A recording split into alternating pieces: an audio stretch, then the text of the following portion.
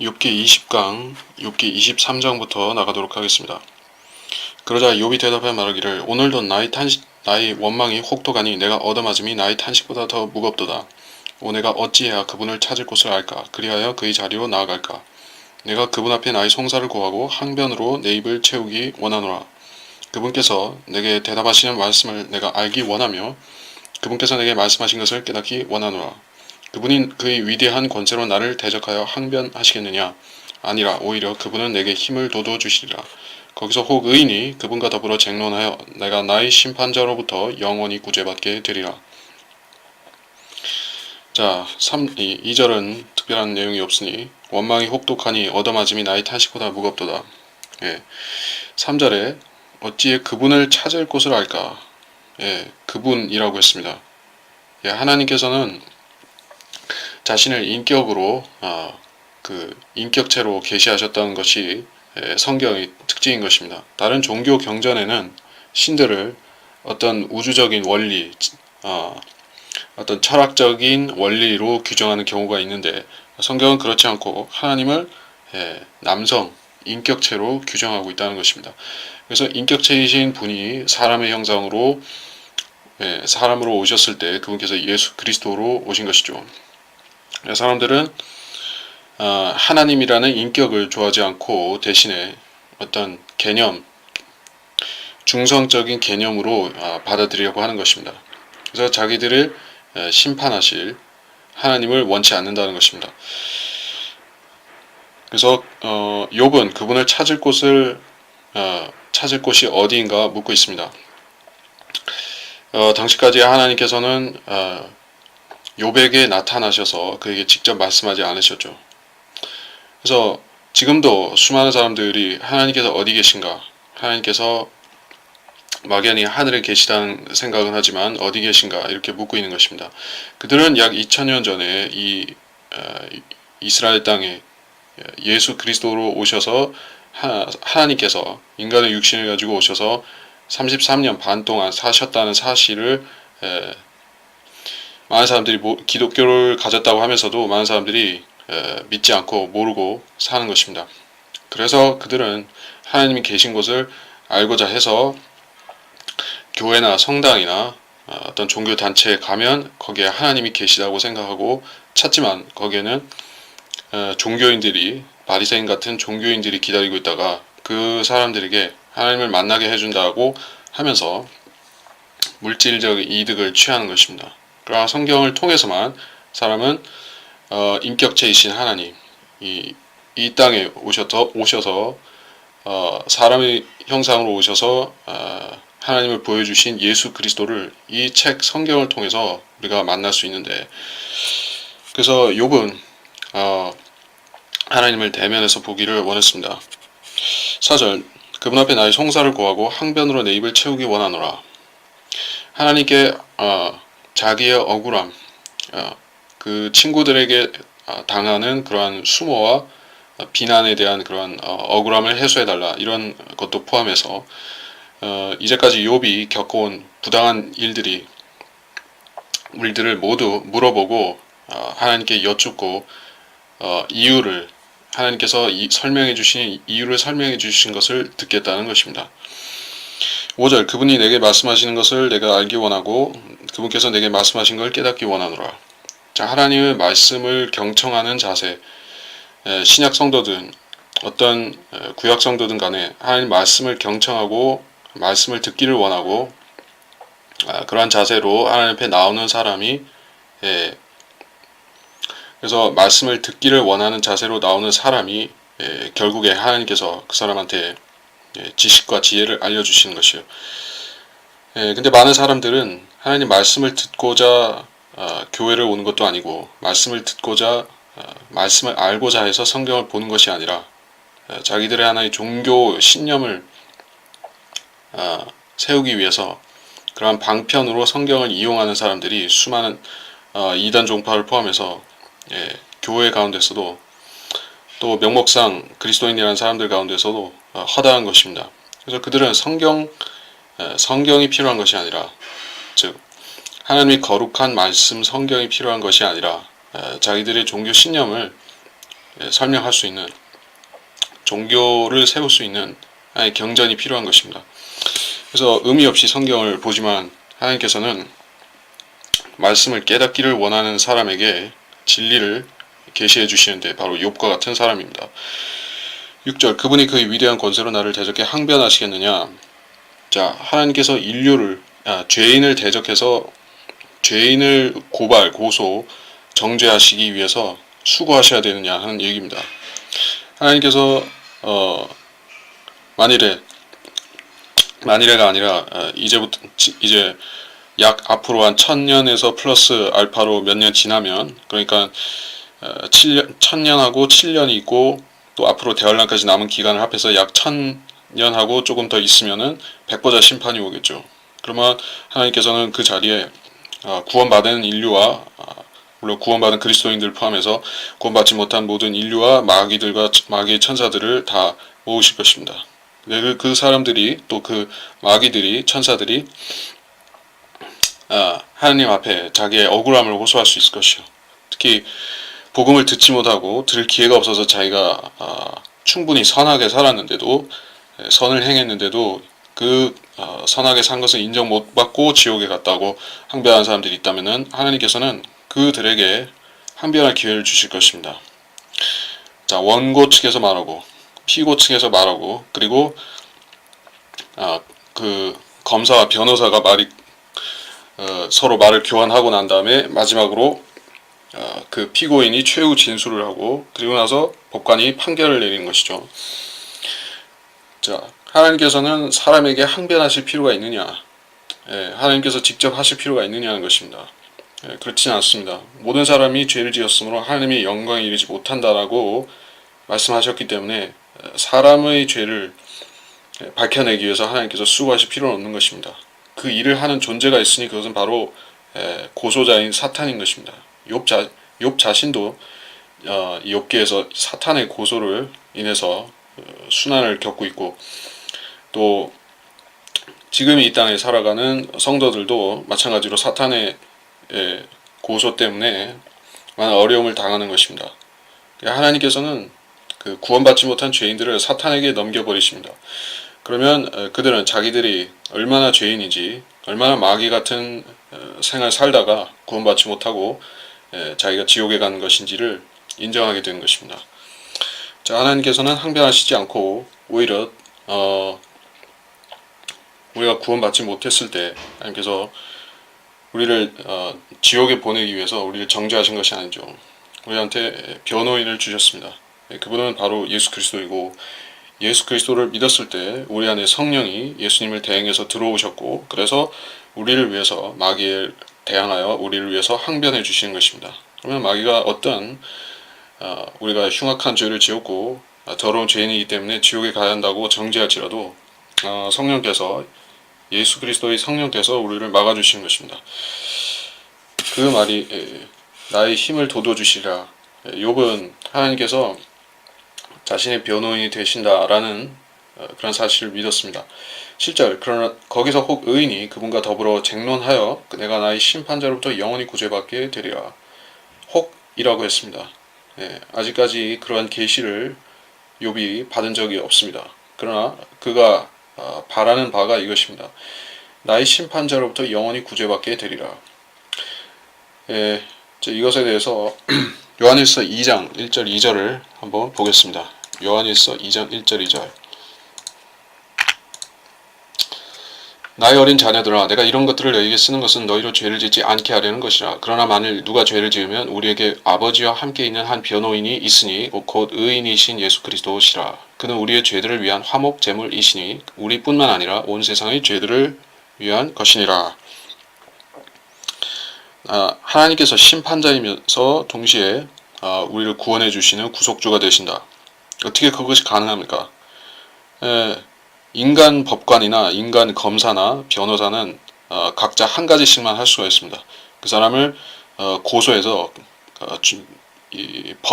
법의 심판을 받게 하든지, 아니면은 변호하는 입장에서 그 사람을 지켜주든지, 아니면 판사로서 그 양쪽을 들어보고 그 사람이 정죄하든지 무죄를 선고하든지 하는 법관의 역할을 하는, 세 중에 하나만 할 수 있지만은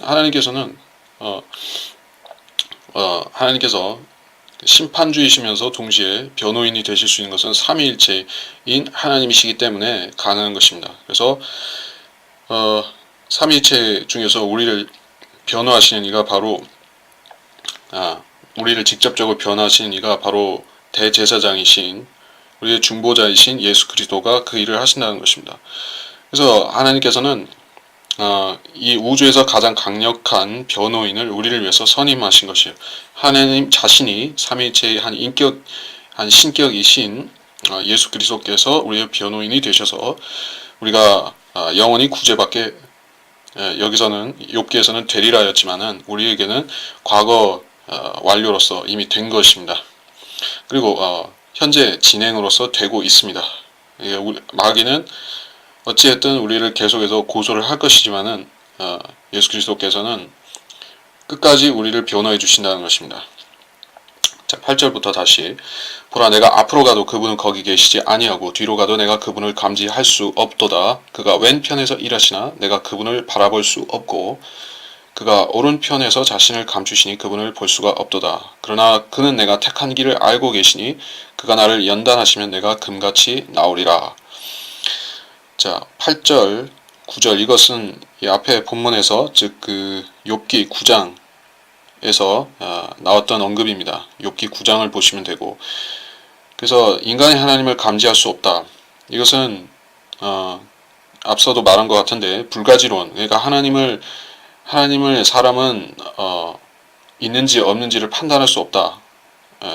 인간의 지각을 초월한 문제이기 때문에 그것은 접어둬야 된다 하는 식으로 말하는 그런 불가지론이 있는데 철학의 그러한 불가지론을 말하는 것이 아닙니다. 욥은 기본적으로 유신론일 뿐만 아니라 하나님께서 계심을 인정하는 그 유신론일 뿐만 아니라 하나님께서 인격체이시라는 사실까지도 우리가 앞에 본 23장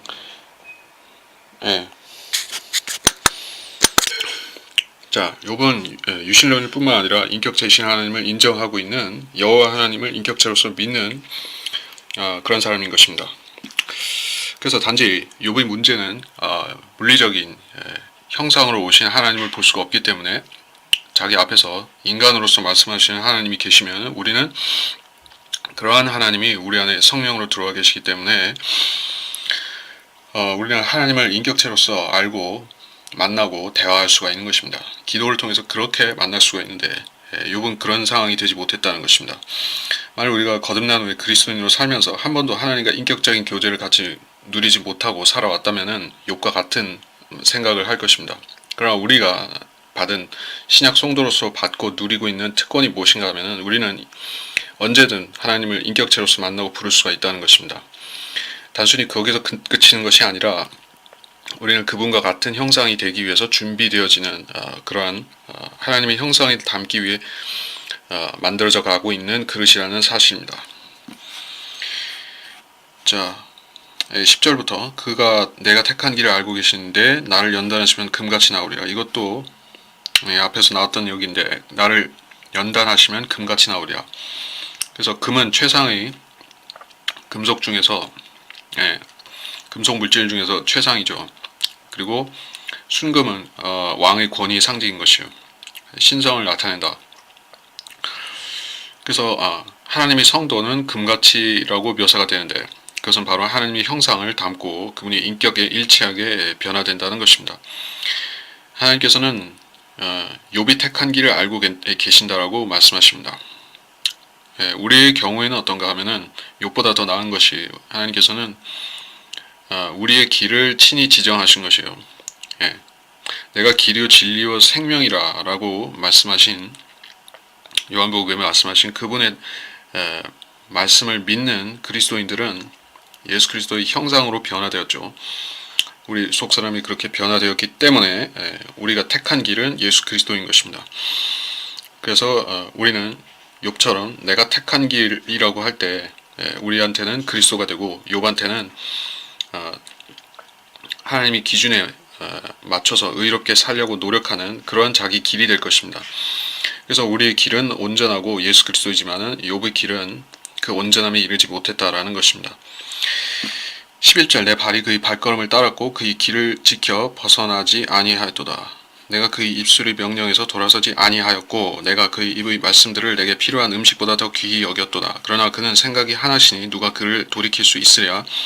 그의 혼이 원하시는 그것을 그가 행하시는도다. 이는 그가 나를 위하여 정해두신 일을 행하시며 그러한 일이 그에게 많이 있음이라. 그러므로 내가 그의 면전에서 괴로워하여 하며 내가 생각할 때면 그를 두려워하는도다.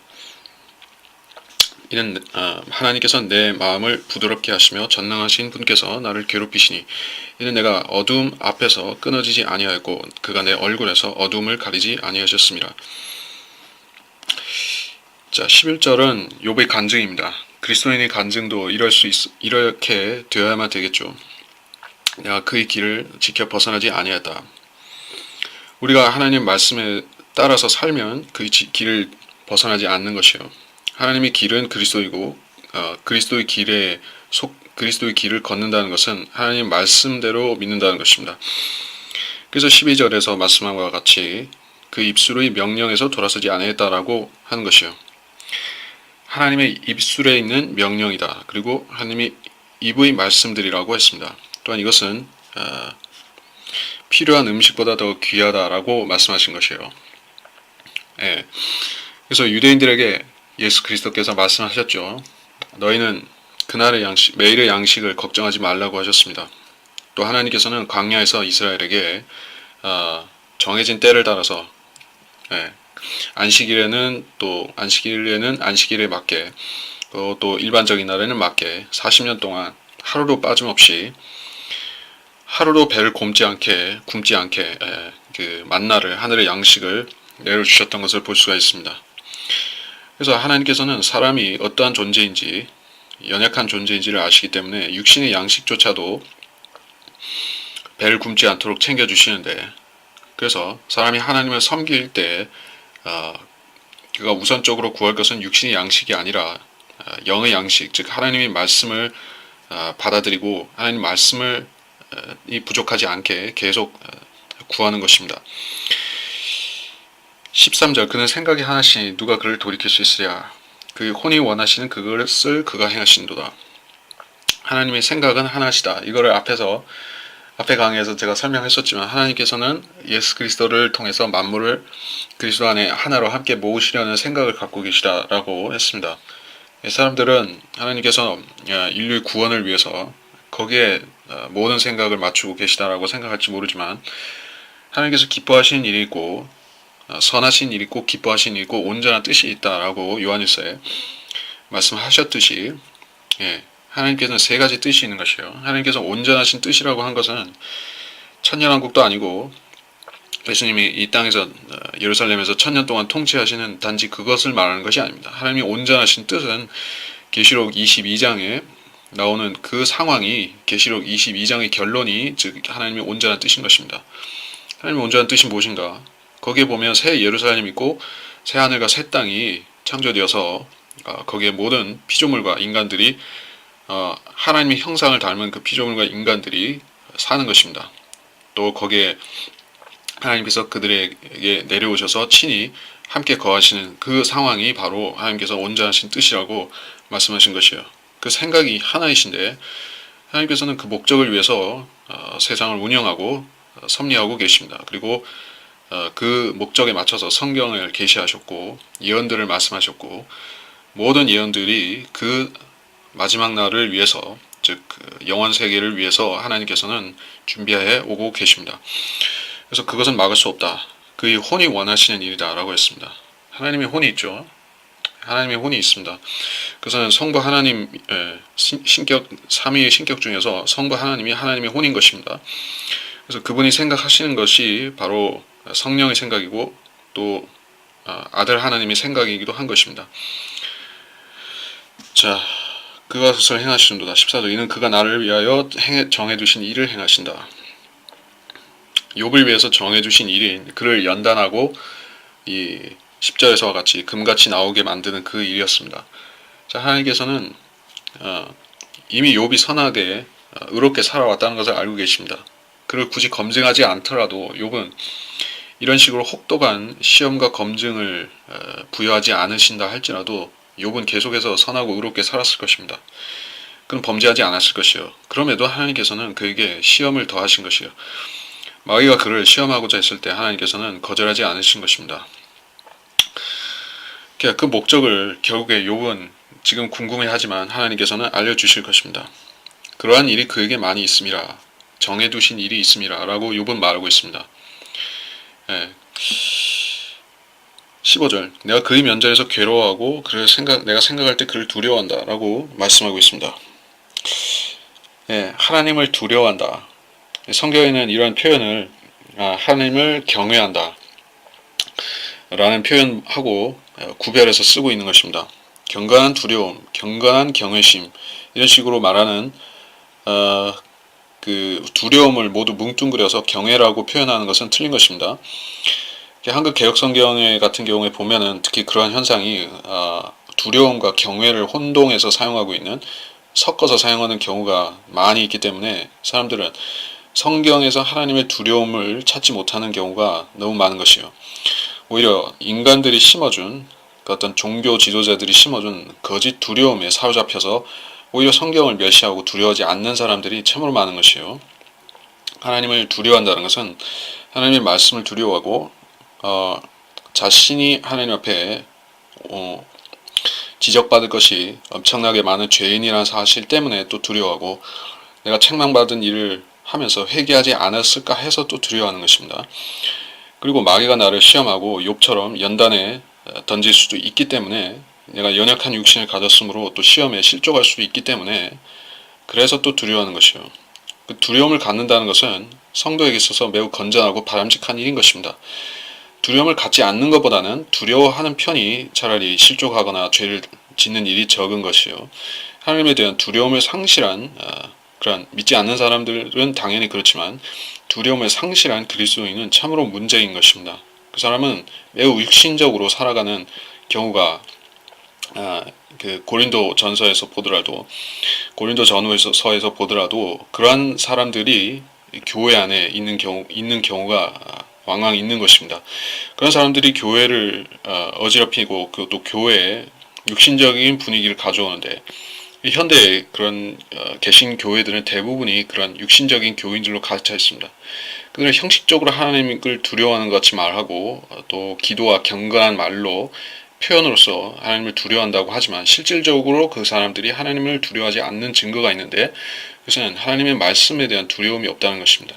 하나님의 말씀을 최종 권위로 삼아서 말씀을 기준으로 믿음 생활을 해야지 그것이 하나님을 두려워하는 신실한 태도가 될 텐데, 신앙인의 태도가 될 텐데, 그것을 빼놓고 다른 신실함을 찾고 있는 것입니다. 기도를 많이 한다.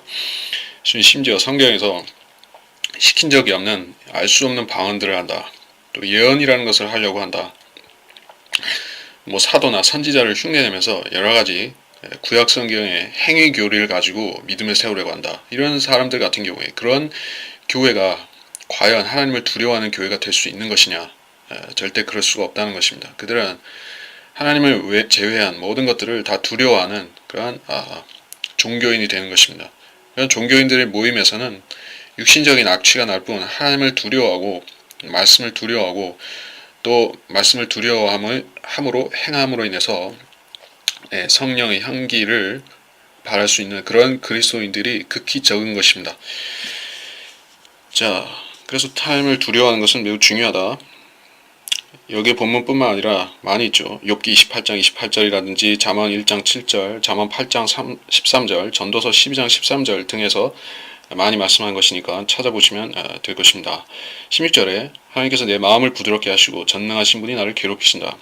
자, 여러분, 하나님께서 마음을 부드럽게 하신다라고 했는데, 사람의 마음은 원래 거칠고 또 그 개간되지 않은 숲처럼 그렇게 어지럽혀진 상태로 사람은 자라나는 것입니다. 내가 어렸을 때 나의 마음이 순수했다라고 생각할지라도 마음속에 처음부터 죄가 있었던 것이에요. 이성이 생기고 양심이 생겨서 죄를 자각할 수 있었던 순간부터 온갖 죄들이 이 마음을 더럽히기 시작한 것입니다. 그래서 거듭났을 때 사람은 무조건 하나님께서 그 마음을 고운 밭처럼 잘 정돈된 밭과 같이 개간해 주셔야만 사람이 쓸모있는 하나님의 종이 될 수가 있는 것입니다. 마음을 개간하지 않은 채로 정선하지 않은 채로 신앙생활을 한다라고 할 때 그것은 무리수가 따르는 것이요. 마음이 어지럽혀진 상태, 또 하나님 말씀이 심겨질 수 없는 돌짝밭과 같은 그러한 가시덤불이나 돌짝밭과 같은 상태로 믿음 생활을 쭉 계속한다면은 하나님께서는 그에게 하나님의 선한 일들을 보여주실 수가 없는 것입니다. 하나님의 지혜와 지식들을 보고를 말씀을 통해 열어서 보여주실 수가 없는 상태가 된다. 그래서 마음을 부드럽게 하시는 것은 욥과 같은 때로는 엄청난 고난과 시련을 동반하기도 하는데 그것은 하나님께서 그 성도를 미워하셔서 괴롭히시는 것이 아닌데 사람으로서는 생각이 짧고 지식이 짧고 미래를 잘 볼 수가 없는 예측할 수가 없는 인간으로서는 이것은 우연히 그렇게 당한다거나 내가 운이 없어서 이렇다거나 하나님께서 나한테 유감이 있으시다거나 이런 식으로 판단할 수가 있는 것이요. 하나님께서는 모든 것을 아시기 때문에 우리한테 적절한 시련을 주시지만은 사람은 내가 너무 가혹한 일을 당한다라고 생각할 수가 있습니다. 그러나 결국에 연단을 받고 그 사람의 교만을 버리고 마음속에 더러운 생각들과 교만을 버리고 순수한 마음으로 하나님을 따른다고 하면 말씀을 믿는다고 하면 하나님께서는 그 사람의 마음을 연단시켜서 마침내 하나님의 일에 적절하게 사용해 주시는 것을 알아야 될 것입니다. 17절 내가 어둠 앞에서 끊어지지 아니하였고 그가 내 얼굴에서 어둠을 가리지 아니하셨습니다. 욥은 어둠이라고 묘사했고 이 어둠이라는 것은 기본적으로 음부 지하세계 죽음을 말하는 것이요 사망을 말하는 것입니다. 욥은 사망의 문턱에 와 있습니다. 그러나 아직 그 사망에 합쳐진 것은 아니에요. 그래서 내 얼굴에서 어둠을 가리지 아니하셨다. 그러니까 눈앞에 죽음이 목전에 닥쳐와 있다는 뜻으로 말하고 있는 것입니다. 자, 그래서 24장으로 다시 넘어가겠습니다. 전능하신 분께는 때가 감추어지지 않음을 알면서 어찌 그분을 알지 못하는 자들이 그분의 날들을 보는가? 어떤 자들은 경계표를 옮기며 양떼들을 강제로 빼앗아가서 기르고 아비 없는 자의 나귀를 몰아가며 과부의 숫소를 가져다가 저당 잡는도다. 그들이 궁핍한 자를 길에서 몰아내니 땅의 가난한 자가 다 함께 숨는도다. 자 엘리파스에게 계속하는 말이 24장으로 가면서 문맥이 조금 바뀌었습니다. 자기에 대한 이야기를 23장에서 쭉 하고 있었다가 자기 이야기를 하다가 24장에서는 타인에 대한 이야기들을 하기 시작했는데 여기 메시지가 상당히 시대적이고 예언적인 부분으로 옮겨갔습니다. 자, 전능하신 분에게 때가라고 했을 때 그 때라는 것은 반드시 어떤 예언적인 기준, 예언적인 시점, 경점을 말하는 것이요. 하나님께서 역사에 지정하신 주요 경점들이 있죠. 이스라엘과 관련해서 70주가 있습니다. 490년의 기간이 있는데 그 70주 중에서 마지막 한 주, 즉 7년을 하나님께서는 특별한 이스라엘을 연단하는 고난의 기간으로 때로 예비하셨습니다. 또 그리고 그 세대를 하나님께서는 여러 번 강조해서 악한 세대라든지 독사 같은 세대라든지 여러 가지로 묘사를 하셨죠. 그래서 하나님께는 때가 시기가 있는데 그분을 알지 못하는 자들은 그분의 날들을 보려고 할지라도 대부분 볼 수가 없는 것입니다. 그러니까 어떤 사람들은 보기도 하는데 가령 주님 당시에 바리새인들이 있습니다. 사두개인과 서기관과 제사장들 같은 그러한 유대의 핵심 종교인들이 있었습니다. 그 사람들은 그분의 날들을 보았습니다. 문자 그대로 예수 그리스도의 날들을 본 것이요. 주님께서 33년 반 동안 그 중에서 약 3년 반 동안에 이 공사역을 하셨는데 그때 그들은 주의 날들을 본 것이요. 그리고 그 날들이 끝났을 적에 하나님께서는 그들에게 천년왕국과 재림과 천년왕국을 바로 주실지 아니면은 2000년을 연기하실지 그거를 그때 주님께서 그 과도기에 결정하신 것이요. 사도행전에 나오는 역사적인 사실입니다. 그래서 그분의 날들을 본 사람들이 그 위선자들이었다는 것이요. 하나님을 알지 못하는 그런 마귀의 자식들, 바리새인들이 심지어는 헤로드 왕이나 빌라도 같은 전혀 하나님을 대적하는 그런 마귀 자식들까지 그분의 날들을 보았던 것이요. 그런 얘기를 한다고 볼 수가 있습니다. 예언적으로 2절에서 다시 어떤 자들은 경계표를 옮기고 양떼를 빼앗아가서 기른다. 이것은 짐승의 표 대환란 후 3년 반에 있을 그러한 억압과 착취에 대한 말씀이라고 볼 수가 있는데, 특히 이 지계표, 경계표를 옮긴다는 이 말씀은 성경에서 하나님께서 지계표를 옮기는 것은 금한다라고 하셨는데, 이거는 대환란과 관련해서 우리가 봐야 되는 것입니다. 신명기에 2번 말씀을 했습니다. 내 이웃의 지계표를 옮기지 말라는 말씀을 2번 했습니다. 신명기 19장 14절에 그리고 27장 17절에 했고, 또 잠언에는 또 2번 22장 28절과 23장 10절이라고 여기 나옵니다. 조상들이 세운 지계표를 옮기지 말라. 잠언 22장 28절에 그렇습니다. 또 잠언 23장 10절에는 거기 더해서 옛 지계표를 옮기지 말며 아비 없는 자의 밭에 들어가지 말라라고 했습니다. 자, 아비 없는 자, 고아를 말하죠. 고아와 과부들을 괴롭히지 말라는 뜻입니다. 여기서 우리가 연상되는 것은 야고보서인 것이에요. 하나님께서 그 야곱의 아들들, 야곱의 후손들, 이스라엘에게 대환란에 대해서 주신 계시를 담고 있는 그 책에서 또 말씀하신 것이 고아와 과부들을 억압하고 착취하고 그런 부당하게 품꾼들의 싹스를 주지 않는 그 악한 부자들을 심판하겠다는 메시지를 거기서 말씀하고 계시죠. 그래서 경계표를 옮긴다는 것은 그런 개인적인 부당함, 억압, 착취, 고용주가 피고용인을 학대하는 임금을 주지 않는 것, 이런 여러 가지 사회적인 것들에 적용할 수가 있겠지만 그것도 맞지만 여기서는 더 핵심적인 것은 적그리스도가 나타나서 이스라엘과 전 세계에 엄청난 말하자면 세계 통합 정부를 세우기 위해서 엄청난 국경선을 새로 그리고 이런 일들을 하겠죠. 또 이스라엘 땅, 지금 이스라엘 유대인들이 돌아가서 다시 세운 유대인들의 나라 이스라엘이 있는데 그 땅을 분할해서 타 민족들에게 자기 신하들에게 왕들에게 나눠주고 유대인들을 쫓아내고 그들을 멸하려고 하겠죠. 그것이 경계표를 옮기고 그들의 그런 재산들을 빼앗아 간다는 뜻입니다. 여기서 13절에 아비 없는 자의 나귀를 몰아가며 과부의 숫소를 가져다 저장 잡는도다. 그래서 여기서는 아비 없는 자, 과부, 이것은 결국에 유대인들이 대환란 때 후 3년 반이 되면 엄청난 그 박해를 받아서 대부분 죽임당하는데, 그러면 그들이 과부와 고아들이 남을 것입니다. 그래서 그 남은 자들을 이 먹고 살 길까지 빼앗아 간다는 것입니다. 즉 유대인들의 씨를 끊어놓기 위해서, 유대인들을 멸절시키기 위해서 이렇게 가혹하게 대하는 것을 말하고 있습니다. 4절 그들이 궁핍한 자를 길에서 몰아내니 땅의 가난한 자가 다 함께 숨는도다. 가난한 자가 어디에 숨는가 하는 것은 마태복음에 보면 나오지만 마태복음 24장에 보면은 거기서 피난을 가는 일에 대해서 말씀하시고, 또 25장 42절 45절 이 사이에 보면은 그때 또 숨어서 그 피난처라든지 광야에 숨어서 박해를 피하던 그 유대인들을 도와준 이방인들에게 하나님께서 천년왕국에 들어와서 살라 이렇게 말씀하시는, 양과 염소에 대해서 말씀하시는 그 부분이 또 마태복음 25장에 나오죠. 그래서 결국에 이 4절에서 궁핍한 자를 길에서 몰아낸다 하는 것은 전부 대환란에 대한 얘기인 것입니다. 가난한 자, 궁핍한 자를 적그리스도가 그들을 멸시하고 그들을 괴롭히는 것이요.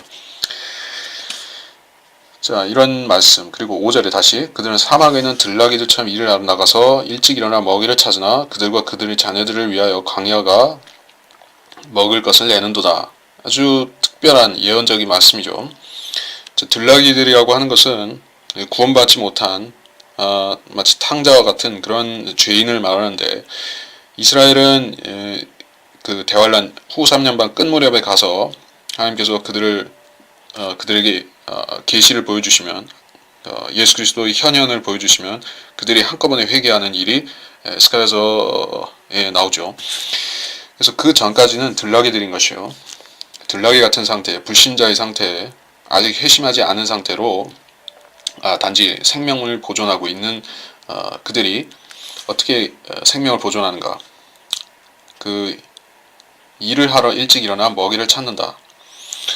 여기서 일을 한다는 것은 만나를 수확한다는 그 뜻입니다. 만나는 항상 아침에 가서 그 밤새 이슬처럼 내려 있으면은 이스라엘 백성들이 40년 동안 아침마다 나가서 그 만나를 수확해 온 것이요. 이 만나를 수확하는 것 자체가 노동이죠. 그러니까 하나님께서는 그 이스라엘 사람들한테 만나를 주시면서 최소한의 그런 자기 수고를 해서 빵을 얻도록 하신 것이에요. 사람들은 최소한의 일을 해야 했습니다. 그 만나를 거두기 위해서 그 만나가 내린 곳으로 걸어서 갔죠.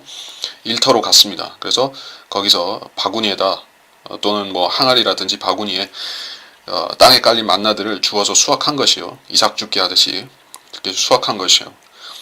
그리고 그것을 다시 가서 맷돌에 간다든지 뭐 아니면 기름에 과자처럼 굽는다든지 해서 요리를 해서 먹었습니다. 하나님께서 그 하늘에서 완성된 그런 빵이나 과자 형태로 내려주셨으면 사람들이 편하게 주워 먹었을 텐데, 식탁을 대령해서 딱 그렇게 해주셨으면 됐을 텐데, 하나님께서는 이게 원재료를 그냥 주신 것이죠. 사람들한테 알아서 해서 먹으라는 뜻으로. 하나님께서 그렇게 자녀들을 그렇게 다루신다 하는 것을 우리가 알아야 됩니다. 그래서 그들과 그들의 자녀들을 위해 광야가 먹을 것을 낸도다. 광야에 먹을 것이 어디 있습니까? 사실 이스라엘의 광야는 우리가 생각하는 그런 그 중앙아시아의 무슨 사막이나 사하라 사막이나 이런 사막이 아니라, 거기는 물론 풀도 자라고 뭐 야생 짐승도 살고 하는 광야이지만은, 그래도 거기는 식량을 구할 데가 따로 없죠. 하나님께서 그들에게 메추라기를 내려주셨을 때 이스라엘 백성들은 고기가 얼마나 먹고 싶었으면은 하나님께 고기를 안 주시면 차라리 죽는 게 낫다고 불평을 할 정도였던 것이에요. 사람이 군대에 가면은 그 당분이 부족하니까 정말 환장을 하게 되죠. 그래서 초코파이 이런 단 것을 보면은 막 달려드는 게 돼 있어요. 그 광야에서 그러니까 이집트에서는, 그래서 그래도 거기서는 그 이집트 사람들이 먹고 남긴 그 찌꺼기라도 뭐 고기를 먹을 수가 있었는데, 여기서는 아예 그것이 막히니까는 정말 하나님께 죽고 싶다는 불평을 할 정도였던 것입니다. 근데 하나님께서는 그들에게 광야의 식탁을 마련해 주시고 필요한 모든 것을 다 공급해 주신 것이요. 물론 그들이 그런 정력으로 잘못 구한 것에 대해서는 심판으로 대답하셨지만은 그래도 만나는 꾸준하게 내려주신 것입니다. 그래서 여기서 광야가 먹을 것을 낸다. 그들과 그들의 자녀들이라고 했습니다. 그러니까 단지 유대인들만이 아니라 그들의 자녀들까지도 하나님께서 돌보신다는 것이요. 그래서 피난처는 광야에 있다는 사실을 우리가 정확하게 알 수가 있습니다. 피난처는 광야에 있습니다. 또 그것은 산이라고도 불립니다. 광야이고 산이고 그것은 요르단이고 페트라입니다. 거기에 모든 요소가 다 갖춰져 있습니다. 산 형태로 되어 있고, 거기에 협곡이면서 산이고, 또 그것은 그 자체가 광야이고, 그리고 거기서는 그곳은 곡식을 수확할 수 없는 척박한 땅인 것이에요. 요단강이 지나서 그 사해 바다로 이렇게 내려가는 그 길목에, 그래서 사해 옆에 붙어 있기 때문에 소금기가 많은 땅이라는 얘기죠. 그래서 결국에 하나님께서 거기에 만나를 내려주시지 않으면 유대인들은 뭐 소금 섞인 흙을 파먹고 살아야 되죠. 하나님께서 그들에게 광야에서 3년 반 동안, 대환란 후 3년 반 동안 꼭 만나를 내려주셔야만 그들은 살 수가 있습니다. 6절에 그들은 각기 들에서 자기 곡식을 거두며 또 그들은 악인의 포도를 모으는도다. 그들은 벌거벗은 자들로 옷 없이 유숙하게 하니 그들이 추위에 덮을 것이 없으며 산지의 소나기로 젖으니 피할 곳이 없어 바위를 품는도다. 그들은 아비 없는 자의 품에서 빼앗아가고 가난한 자에게서 저당물을 취하노다. 그들은 가난한 자를 옷 없이 벗은 채로 가게 하며 줄인 자들에게서 곡식단을 빼앗고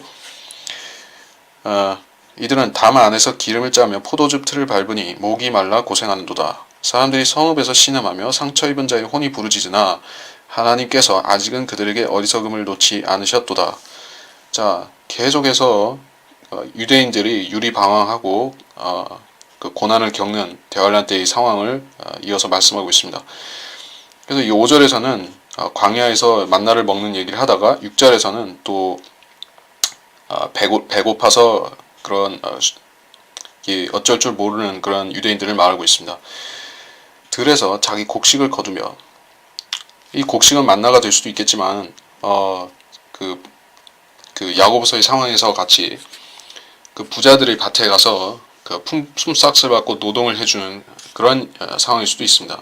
그래서 여기서는 악인이 포도를 모은다라고 한 것이에요. 자, 11절과 6절을 같이 보면은 여기서 포도가 무엇인가, 포도에 대해서 우리가 주목할 필요가 있다 했습니다. 여기서 포도는 계시록에 나오는 그 포도와 같은 것이요. 주님께서는 이 포도를 심판의 상징으로 여러 번 언급하고 말씀하셨습니다.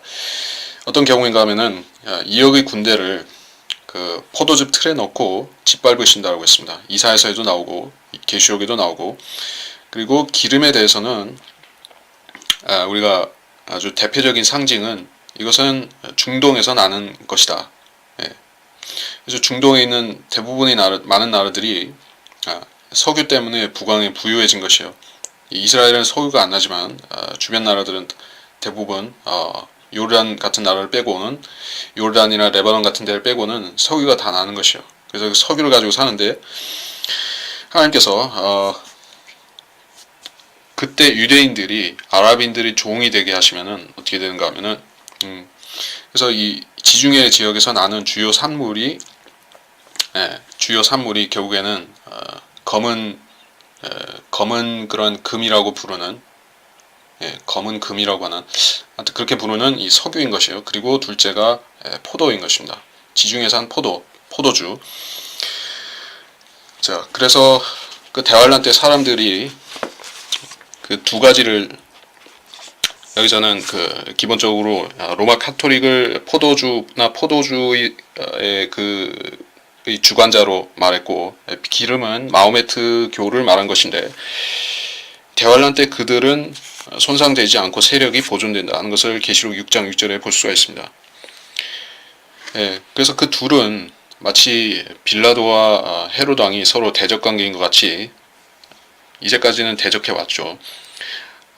역사적으로 십자군 전쟁을 통해서 여러 번 피해 그런 역사를 이어왔었고, 근간에 와서도 테러와 또 서로 위협하는 그런 관계 남아있는데, 대환란 때 가면 처음에 7년 동안 평화조약을 맺죠. 적그리스도가 유대인과 아랍인들 사이에 평화조약을 맺게 해서, 그 다음에 적그리스도가 유대인을 박해하는데, 그 유대인을 박해하는 상황에서는 아랍인들의 손을 들어주는 것입니다. 그래서 둘은 친구가 된다는 것이에요. 자, 그래서 구원받지 않은 사람들이 그 로마 캐토릭이나 마호메트교나 이 둘 중에 하나에 속하게 되면은 그들은 결국에 반유대로 가게 되고, 지금의 미국의 현실이 어떻게 되어가고 있는지 우리는 잘 보고 있습니다. 결국에는 그들이 걷게 될 행보는 우리가 알듯이 반유대주의인 것이요. 미국의 수많은 유대인들이 결국에 포도주와 기름에 의해서 양쪽에 치이게 되는 것이요. 포도주는 바로 로마 캐토릭이죠. 미국을 이제 아주 거의 장악하다시피 하고 있는 교황의 로마 캐토릭이고, 두 번째는 오바마가 밀어주고 있는 중동의 석유쟁이들이죠. 기름쟁이들이죠. 그 둘이 결국에는 유대인들을 없애려고 하는 세력인 것입니다. 일단 유대인을 없애고 말살하고, 그 다음에 자기들의 세상을 만들려고 하는, 쉬운 말로 해서 뉴월드 오더라고 하는 세력이 결국에는 그 둘이 결탁되어 있는 것입니다. 그것을 여기서 아주 잘 보여주고 있습니다. 여기서는 문자적인 포도일 수 있습니다. 그러나 여기서 가혹한 노동을 시키는 그 자들이 바로 캐토릭과 기름을 짜고 포도즙을 바르게 하는 이 존재들이 바로 캐토릭과 모슬렘이라는 사실을 우리가 알아야 될 것입니다. 12절에 사람들이 성읍에서 신음하며 상처 입은 자의 혼이 부르짖는다. 성읍에서라고 했습니다. 그러니까 대환란 때가 되면 농촌과 성읍 중에서 농촌이 조금 덜 고통을 받고 도성이 훨씬 심한 고통을 받을 것입니다. 그건 역사적으로 항상 증명되어 온 사실인 것입니다. 느부갓네살이 쳐들어왔을 때 예루살렘에 있던 사람들 아주 비참하게 되었죠. AD 70년에 티투스 장군이 예루살렘을 포위했을 때 시골에 있던 사람들도 화를 당했지만 예루살렘 도성에 있는 사람들은 훨씬 심한 화를 당했죠. 그렇습니다. 전쟁이 나면은 항상 도성에 있는 사람들이 더 큰 어려움에 처하게 되는 것입니다. 왜냐면 식량을 쉽게 구할 수가 없기 때문에 순전히 그런 유통에 의존하고 있죠. 스스로 자급자족해서 사는 경우가 잘 없죠. 그러니까 농촌이 아닌 그런 번화한 도시에서는 텃밭을 길러서 자급자족한다든지 하는 경우는 잘 없죠. 그러다 보니까는 사람들이 대환란 때 후 3년 반 동안에 비가 전혀 내리지 않습니다. 왜냐하면 엘리야가 예언하기 때문에, 또 물이 피로 변합니다. 그것은 모세가 예언하기 때문에, 그래서 그 외에 여러 재앙들이 닥치기 때문에, 그래서 식량을 구하기가 어렵게 되어서 굶어 죽어가며 신음하는 것이요. 또 상처 입은 자의 혼이 부르짖는다. 그러한 대환란 때의 상황을 말씀하고 있습니다. 아직은 그들에게 어리석음을 놓지 않으셨도다. 어리석음을 놓는다. 어리석음을 놓지 않으셨도다. 자, 이 뜻을 우리가 한번 볼 필요가 있겠습니다. 자, 그래서 우리가 보면 우상 목자는 우상으로 사람들 앞에 이 우상을 놓고 우상으로 범죄하게 하는 적그리스도가 우상 목자죠. 스가랴서에 이 우상 목자는 그 전적으로 무식하고 어리석고 아주 저급한 짓을 하면서 사람들에게 지혜이신 예수 그리스도와 또 지식의 보고인 하나님 말씀을 거부하게 하죠. 그래서 여기서 말씀하는 이 어리석음이라는 것은 적그리스도와 그에게 속한 자들의 그 어리석음을 말하는 것이요. 그래서 사람들이, 특히 유대인들이 많은 고난을 당하죠. 대환란 때. 후 3년 반 때가 되면 심각한 고난을 당하는데, 그래서 성도들이 적그리스도와 싸워서 패하고 적그리스도가 능가하지만 그들에게 어리석음을 놓지 않았다는 것은 100%의 유대인들이 배교하고 쓰러지지 않는다는 것입니다. 소수는 남고 많은 수는 목배임을 당하기도 하지만 소수는 살아남아서 끝까지 버티다가 주님께서 오시면 그때 회개하고 그 회심한 유대인들이 되어서 지상 재림한 주님을 맞이하는 것이요. 자, 어리석음을 놓지 않으셨도다. 완전히 파멸되게 하지 않으셨습니다. 13절 그들은 빛을 거역하는 자들에게 속하나니, 이건 악인들인데 그들은 그 길을 모르고 그 빛이 인도함에 거하지도 아니한도다. 빛과 더불어 일어난 살인자가 가난한 자와 궁핍한 자를 죽이고 밤에는 도둑같이 되며 가난한 자의 눈도 땅거미 질 때를 기다리며 말하기를 아무도 나를 보지 못하리라고 그의 얼굴을 변장하는도다. 그들이 자신을 위해 낮에 표시해 놓은 집을 어두워질 때 뚫라니 그들은 빛을 알지 못하는도다. 여기서 13절에 빛을 거역하는 자들, 여기서 빛이라는 것은 빛이신 예수 그리스도를 말하는 것이요. 태초에 말씀이 계셨고 말씀이 하나님과 함께 계셨으니 그 말씀은 하나님이셨느니라 할 때 요한복음에서 그 말씀은 빛이라고 했습니다. 또 창세기 1장에서도 태초에 그러니까 재창조 때 처음 세상을 밝힌 그 빛이 우리 예수 그리스도를 명백히 가리키고 있는 것을 우리가 볼 수가 있습니다. 그래서 이 빛이라는 것은 빛의 천사 사탄을 말하는 것이 아니라 예수 그리스도의 그 선한 빛이신 예수 그리스도를 말하는 것이요. 그 빛을 거역하는 자들은 이 시대에 구원받지 못한 그런 죄인들일 뿐만 아니라 대환란 때 적그리스도와 함께 유대인을 박해하는 그 악인들도 빛을 거역하는 자들에 속합니다. 그들은 그 길을 모르고 그 빛이 인도함에 거하지 않습니다. 그러니까 예수님께서 나는 길이요라고 했을 때 주님께서 말씀하신 것은 사람들에게 구원을 받고 마귀에게서 나와서 이 길에 속하라고 하신 것이죠. 근데 그 길을 모른다는 것은 구원을 받지 않았기 때문에 모를 수밖에 없습니다. 이 빛에 거하고 그 길을 아는 사람은 그 빛의 인도함에 거한다. 마찬가지 의미가 됩니다. 우리가 빛의 자녀가 되었다라고 할 때 빛의 자녀는 빛의 길을 걷는 것이고 또 빛의 인도를 받는 사람인 것입니다. 빛의 자녀. 누가복음에서도 말씀하셨고 요한복음에도 말씀하셨고 마침내 에베소서 5장 8절에서는 그리스도인들에게 너희가 빛의 자녀가 되었다. 주 안에서 빛의 자녀 빛이니 빛의 자녀들로서 행하라. 데살로니가 전서 5장 5절에서는 빛의 자녀들이 이렇게 너희는 모두 빛의 자녀들이며 낮의 자녀들이라 이렇게 말씀하셨죠. 빛의 자녀 예수 그리스도로 말미암아서 영적으로 태어난 사람들이 빛의 자녀들인 것입니다. 근데 여기서는 빛의 인도함에 거하지 않는 자들이 나오는데 그들은 구원을 받지 못하여서 적그리스도에 속하게 된 그 악인들을 말합니다. 14절에 빛과 더불어 일어난 살인자가 역설적인 여기서 빛과 더불어라고 했을 때 이 빛은 햇빛을 날이 밝을 때 비추는 그 햇빛을 말하는 것이고 빛과 더불어 일어난 살인자 이게 무슨 말일까요? 그 살인자는 계시록 13장 15절에 볼 때 마귀인 것이요. 마귀가 처음으로 사탄이 처음으로 살인자였습니다. 요한복음 8장 44절에 그렇게 말씀하셨고 자 이제 계시록 13장 15절을 보게 되면 자기 형상에 절하지 않는 짐승의 형상에 절하지 않으면은 사람들을 죽입니다. 살인이죠. 그래서 그 살인자는 적그리스도 거짓 또는 거짓 선지자를 말하는데 그래서 그 살인자가 죽이는 대상은 부자나 용사나 이런 자들을 귀족이나 왕족이나 이런 자들을 죽이는 것이 아니라 궁핍한 자와 가난한 자를 죽인다는 것입니다. 또 밤에는 도둑같이 되며 그래서 야행성 짐승이라는 그런 이미지를 부여하고 있습니다.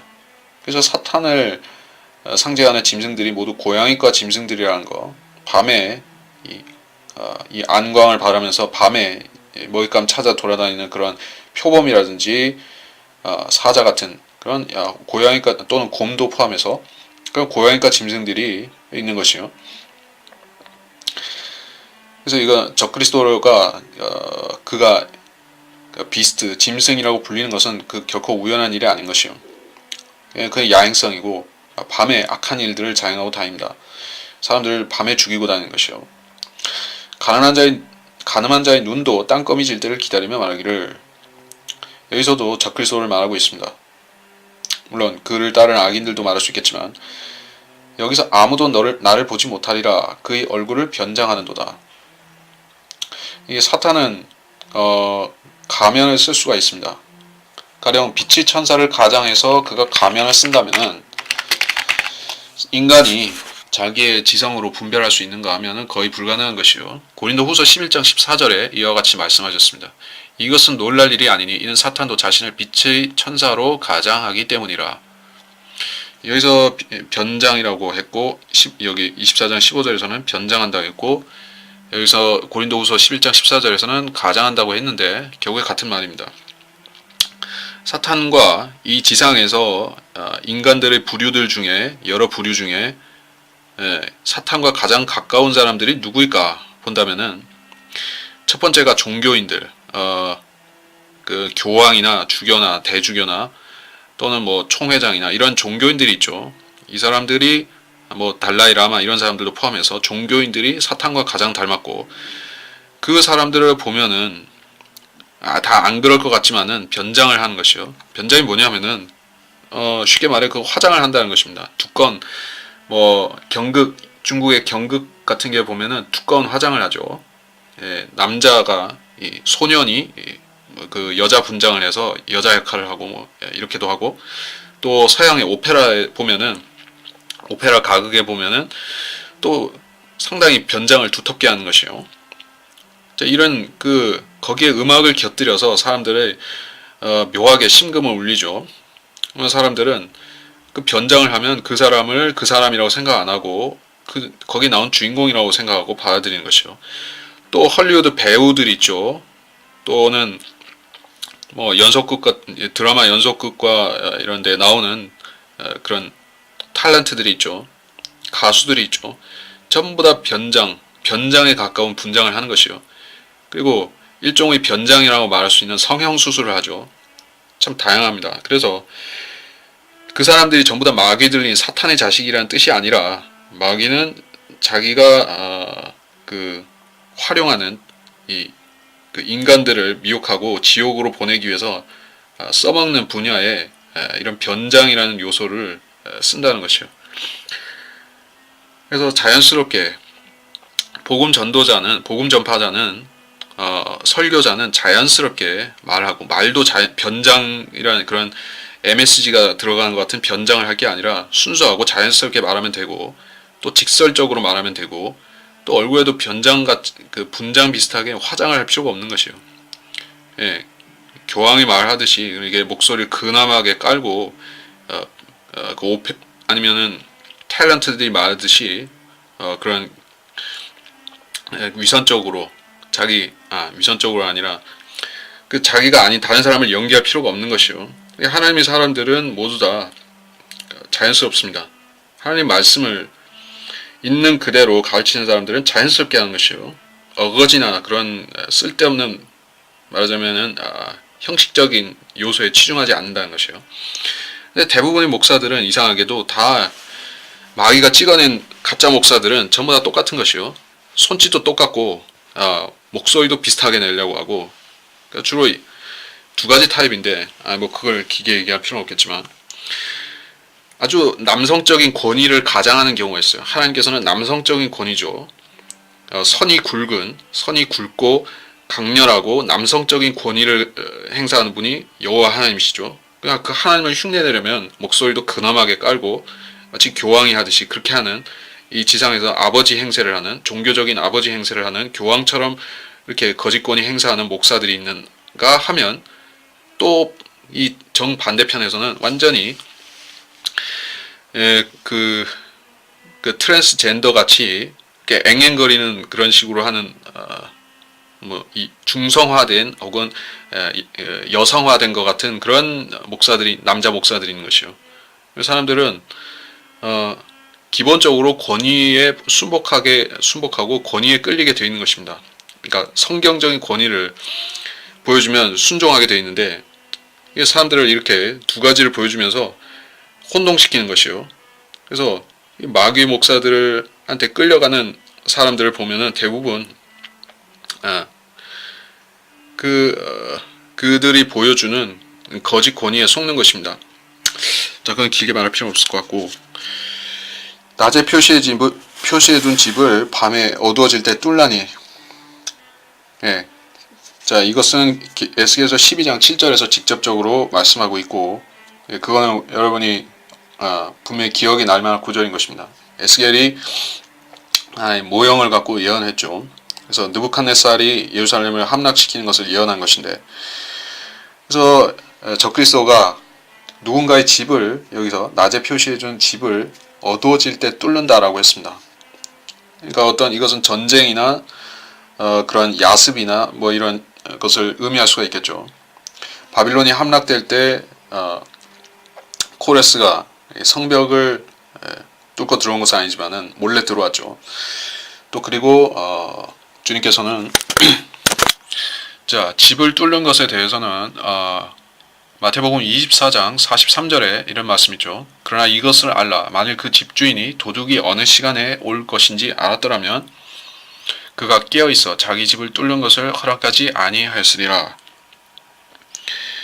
그래서 그들이라고 한 거하고, 여기 16절에 그들이 하고, 마태복음 24장에 인자가 그 집주인이 집주인과 도둑의 그 관계에 대해서 얘기한 거하고는 좀 상황이 틀린데, 어쨌든 여기서 집을 뚫는다는 것은 마태복음의 24장의 경우에는 재림을 휴거시키기 위해서 여기서는 문맥적으로 환란 후 휴거를 위해서 오시는 그걸 말하는 것이고, 여기 욥기 24장 15절에서는 16절에서는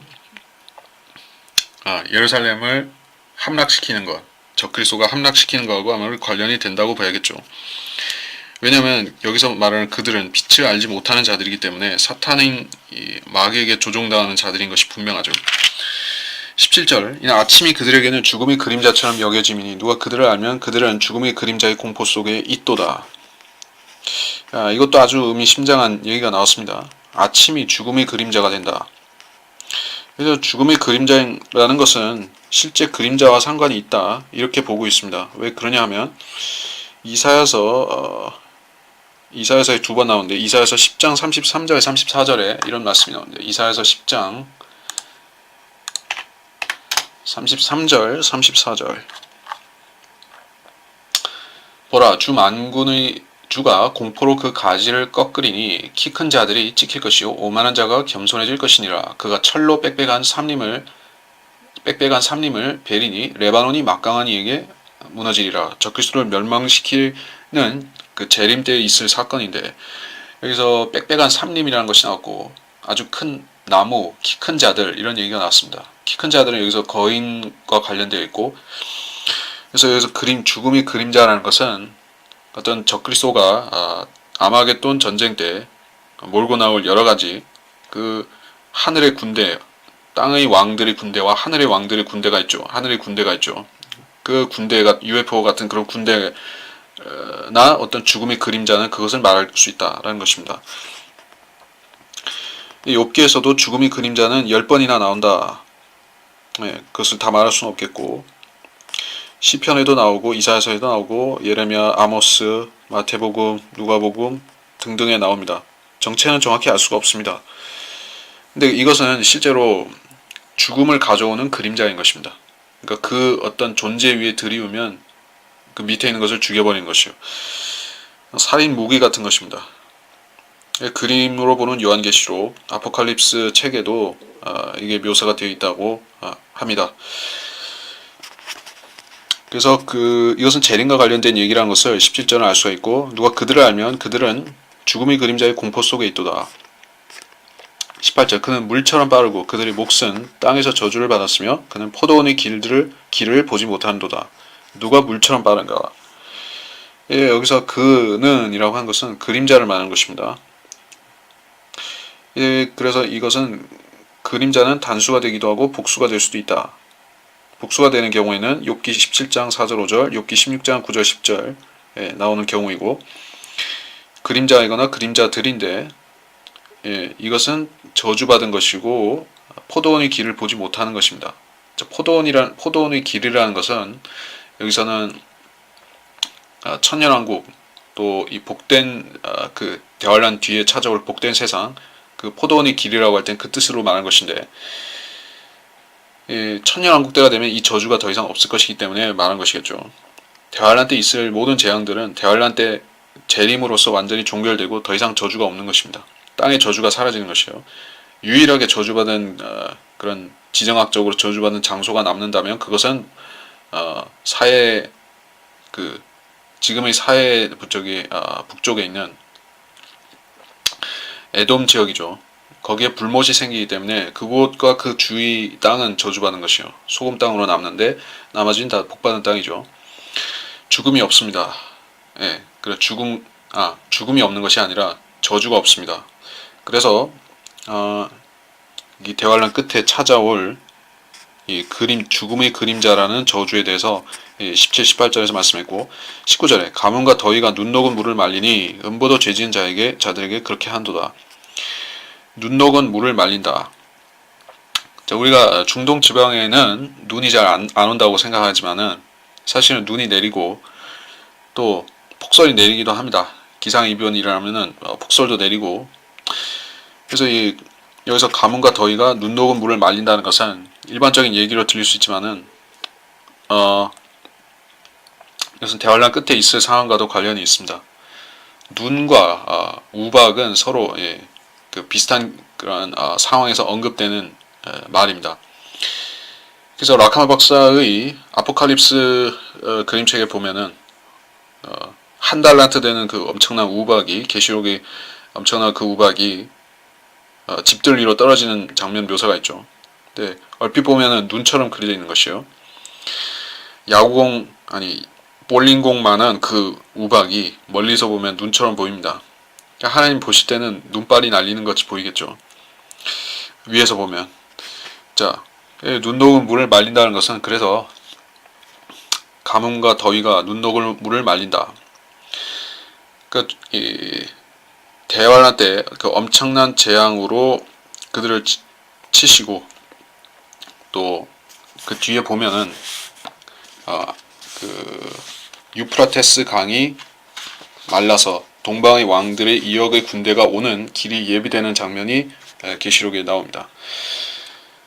예, 그래서 폭설이 내려서 눈이 몇 인치씩 몇십 센치씩 쌓였다 할지라도 그 말라버리는 속도는 엄청나게 빠르죠. 예, 왜냐하면 이 눈이라는 것은 그 수위보다도 이 부피가 더 크기 때문에 금방 말라버리죠. 눈 녹은 물은 그렇게 빨리 마릅니다. 그래서 음부에 있는 자들이 음부에 또 죄 지은 자들에게 그렇게 한다는 것은 지옥에 있는 죄인들이 아주 그 바싹 말라버린 그런 상태를 우리가 말하는 것이요. 특히 적그리스도를 생각해 본다면은 그가 그 에그론 그런 재판 관계에 나오는 에그론이나 그런 욥기에도 나왔지만은 그런 부자 또 아주 비대한 자인데 지옥에 가면은 아주 마른 그 나무 토막처럼 보일 것입니다. 아주 말라버린 철사처럼 이렇게 볼품없이 변할 것이에요. 지옥에 간 죄인들 그들을 이렇게 묘사한 것입니다. 20절 태가 그를 잊어버릴 것이요 벌레가 그를 달게 먹을 것이며 그가 다시는 기억되지 아니하리니 사악함이 나무처럼 꺾이리라. 적그리스도를 나무에 비유하는 것은 성경의 고유한 상징법입니다. 그래서 그는 마치 나무처럼 꺾이고 또 그 벌레가 그를 먹는다라고 했는데 그것은 헤롯 왕의 경우에 실제로 벌레가 먹어서 그가 죽었습니다. 태가 그를 잊어버릴 것이다. 어떤 사람에게 해당되는 말인가 하면은 주님께서 유다 이스카리오스의 경우에 말씀하셨죠. 그 사람은 차라리 태어나지 않는 편이 나았으리라. 차라리 태어나지 않는 편이 나았으리라. 어디냐면 마태복음 26장 24절 또 마가복음 14장 21절 예, 나오죠. 여기 보면 마태복음 26장 24절에 인자는 자기에 관하여 기록된 대로 가거니와 인자를 배반하는 그 사람은 차라리 태어나지 아니하였더라면 그에게 좋을 뻔하였느니라. 자, 이 사람이 바로 태가 그를 잊어버리는 사람인 것입니다. 예, 태어나지 않음만 못한 사람이 바로 적그리스도다. 그래서 태가 그를 잊어버리고 그는 헤롯처럼 벌레에 먹힌다. 벌레에 먹힌다. 어떤 벌레가 그를 먹을까요? 물론 지옥에 가면 사람들 자체가 벌레처럼 변하기도 하지만은 또 벌레들이 있다고 볼 수도 있겠죠. 또 그 자신이 벌레가 되어서 그 육신이 벌레가 되어서 벌레에 삼켜지는 뭐 그런 모습이라고도 볼 수 있겠고 21절에 그는 아이를 낳지 못하는 여인을 학대하며 과부에게 선을 행치 아니하는도다. 자, 이스라엘의 악한 통치자, 이스라엘의 악한 통치자라고 우리가 악한 통치자가 악한 이스라엘의 통치자죠. 에스겔서 21장 25절 너 불량스럽고 악한 이스라엘의 통치자야. 내 날이 이르렀으니 죄악이 끝나리라. 적그리스도에 대한 언급인데 적그리스도는 이스라엘의 왕이 됩니다. 언제 왕이 되느냐 하면은 후 3년 반이 7년의 후 3년 반이 되면 그때 악한 이스라엘 통치자로 다스리는 것이요. 악한 이스라엘 통치자는 왜 악한 이스라엘 통치자인가? 그는 아합 왕처럼 가난한 자를 박해하고 또 재산을 그런 자기가 탐심 때문에 나봇을 죽여서 포도원을 빼앗았죠. 그런 자인 것입니다. 과부를 돌아보지 않고 고아를 멸시하고 이런 자인 것이요. 그래서 그는 악한 통치자요 율법을 어기고 범죄한 자인 것입니다. 율법에 의해서 심판받고 지옥 불못에 던져진 것입니다. 22절 그는 또한 그의 능력으로 강한 자를 끌어내나니 그가 일어서면 아무도 생명의 보장이 없느니라. 자, 그 임의로 행하고 강력한 권세를 가졌고 이것은 적그리스도를 가리키는 것인데 그가 일어서면 아무도 생명의 보장이 없느니라. 모든 인류를 다 자기 발 아래 굴복시키고 짐승의 표로 경제를 완전히 다 통제하고 그래서 강한 자나 부한 자나 강한 자나 부자나 종이나 자유인이나 다 그 표를 받고 종이 되는 그 상황 계시록 13장 1절에서 9절 사이에 잘 묘사가 되어 있는 그 상황을 말씀한 것이에요. 예. 23절 그가 쉬는 곳에서 그에게 안정을 주실지라도 그분의 눈은 그들의 길을 지켜보시는도다. 적그리스도는 사람입니다. 사람의 성정을 가졌고 유다 이스카리옷도 사람의 성정을 가졌고 사람이었습니다. 사람의 아들로서 주님과 같이 있었습니다.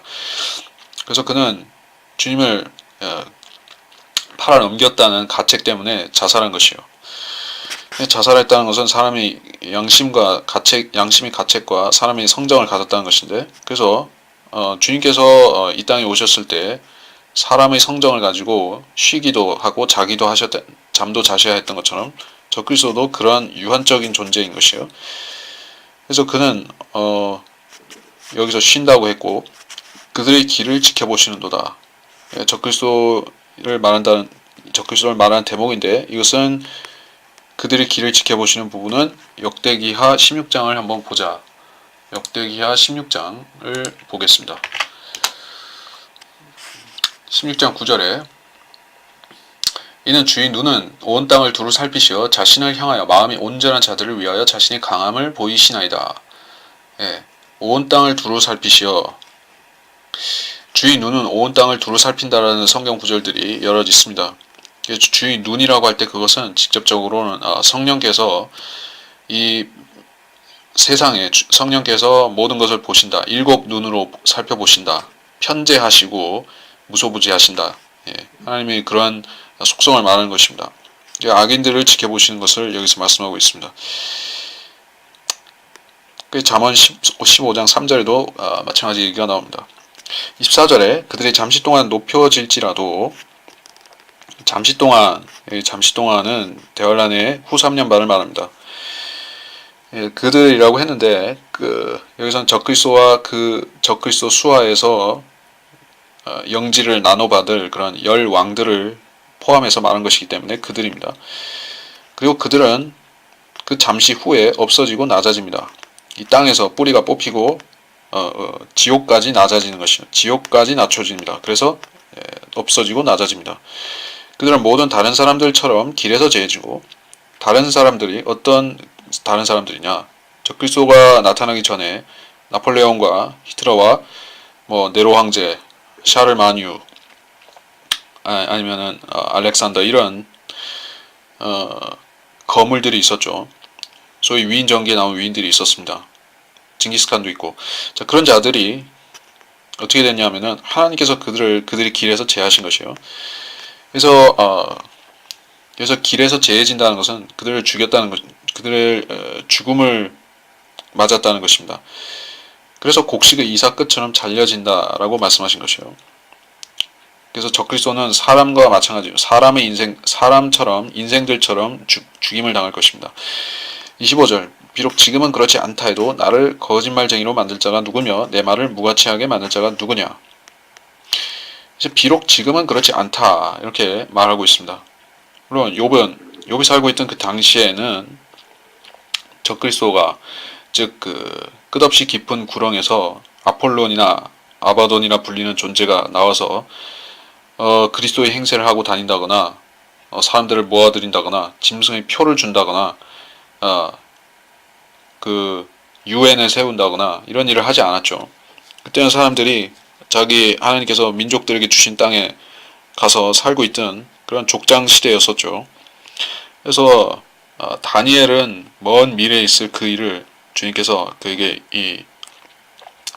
이후에 있을 일들을 그에게는 비밀로 남겨놓으셨는데, 더더군다나 욥은 그런 것을 전혀 알 수가 없죠. 그러나 지금은 그렇지 않다 해도 그것은 거짓말이 되지 않는다는 것입니다.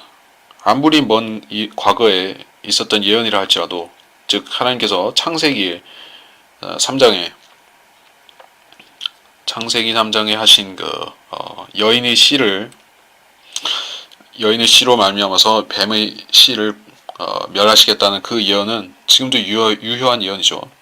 어떤 사람은 그것을 신학자는 그것을 원시복음이라고 부르기도 하는데, 좋은 뜻에서 했는 말인지는 모르지만은 사실은 그것은 사실은 성경의 계시록만큼이나 중요한 예언이죠.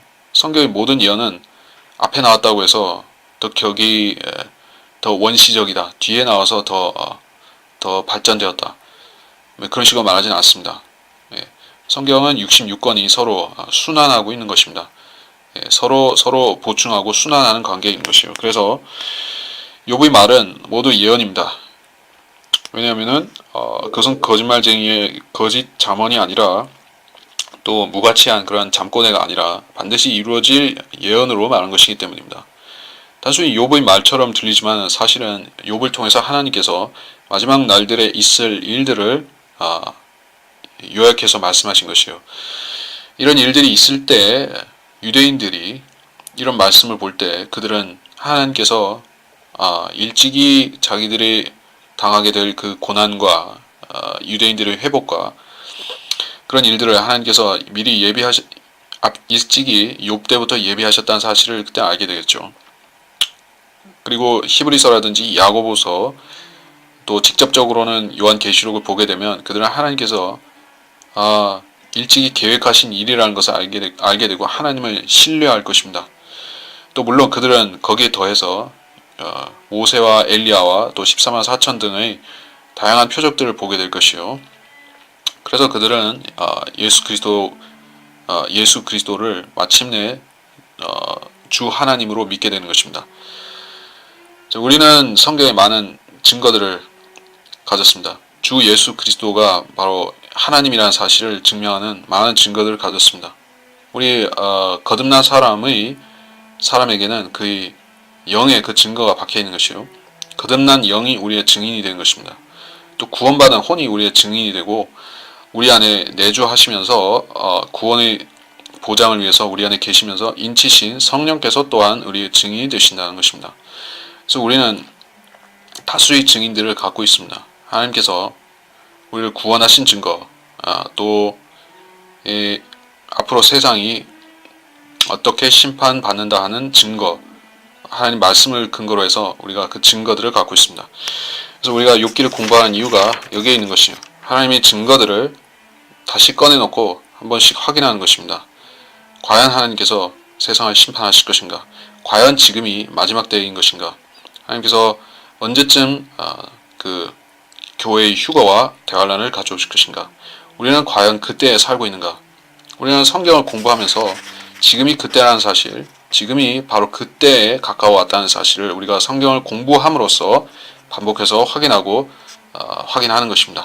그래서 이번 시간의 공부는 여기서 마치도록 하겠습니다.